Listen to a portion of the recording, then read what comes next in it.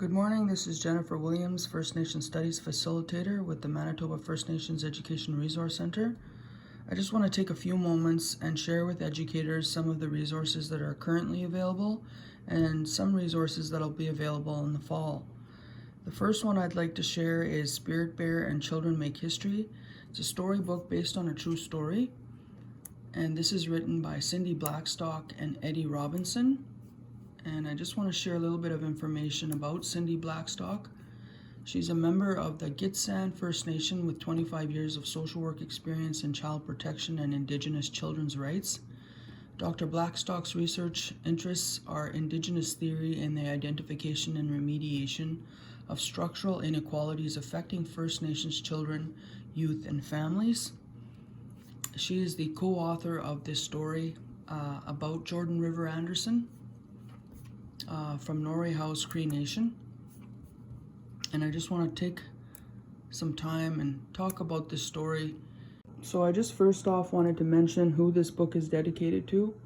It's dedicated to Jordan River Anderson, who is the founder of Jordan's Principle, his loving family, and Norway House Cree Nation for the gift of Jordan's Principle, and to all First Nations children and other children who stand with them to implement the Truth and Reconciliation Commission's calls to action. What I like about this book is that it's a book not only to be shared with First Nations children and youth, but across the country so that people come to understand where Jordan's Principle came from. Very well illustrated, easy to follow book. It starts off by talking about the bear facts and the characters in the story. But then it also talks about the government's responsibility to First Nations children. So to talk about that responsibility, the book states, "Did you know that the Government of Canada is supposed to look after the children who live here equally? The problem is it doesn't. First Nations kids get less money than other children for things they need, like healthcare, education, help for their families, and basics such as clean water." So it goes on, and it basically shares a timeline of how two First Nations groups and the First Nations Child and Family Caring Society, along with the Assembly of First Nations, went to the Canadian Human Rights Tribunal to change all of that. And it goes on to explain that that tribunal is like a court where groups can go to try and solve a problem.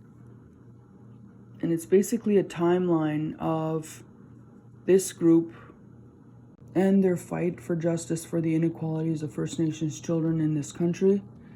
It also goes on to talk about the characters in the story, and it introduces the story of Jordan River Anderson and how he was born in Winnipeg, and from the time he was born he needed special care and medicine to help him feel better.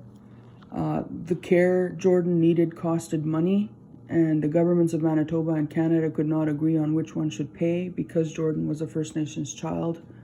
They argued for so long that Jordan got sick again and passed away. So then it goes on to share more about the timeline and how much time they spent in court, telling their story to the tribunal. So I strongly recommend this to be shared in your classroom. So I also wanted to mention a couple of documentaries that will be available in the fall that I can share with you that I have on order. To educators that already have an account with the National Film Board, or if you don't, I encourage you to create one. They are free. You can watch documentaries that are up and coming. The trailers are available, and then you can just look through the Indigenous content. So as educators, I encourage you to look through all of the Indigenous content that's available with all of the different documentaries and the stories. So this story is the Jordan River Anderson story. It's called The Messenger, and it's by director Alanis Obamaswin. And this is her 52nd film. It tells the story of how the life of Jordan River Anderson initiated a battle for the right of First Nations and Inuit children to receive the same standard of social, health, and educational services as the rest of the Canadian population. This documentary I'll have available in the fall, and I'll be able to share it with you as I've ordered several copies. Lastly, I want to share another documentary that's available in the fall. This story is about a young First Nations youth that was shot and killed on a Saskatchewan farm. The trailer is available. The title is Nipawista Masuin, We Will Stand Up, and it's the story of Colton Bushy. The director is Tasha Hubbard, and I'm just going to read to you The information that's available about this documentary, it says on August 9th, 2016, a young Cree man named Colton Bushy died from a gunshot to the back of his head after entering Gerald Stanley's rural property with his friends.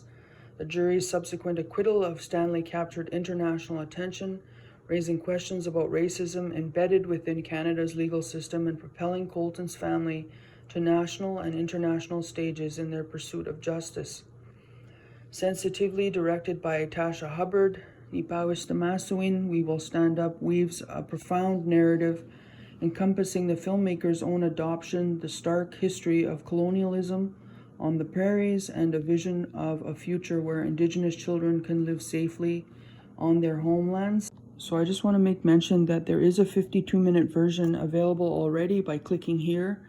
However, the documentary that I have on order will be the long version, which is 1 hour and 38 minutes. I encourage those of you that are teaching high school to share this documentary with your students. And I just want to thank everyone for joining me.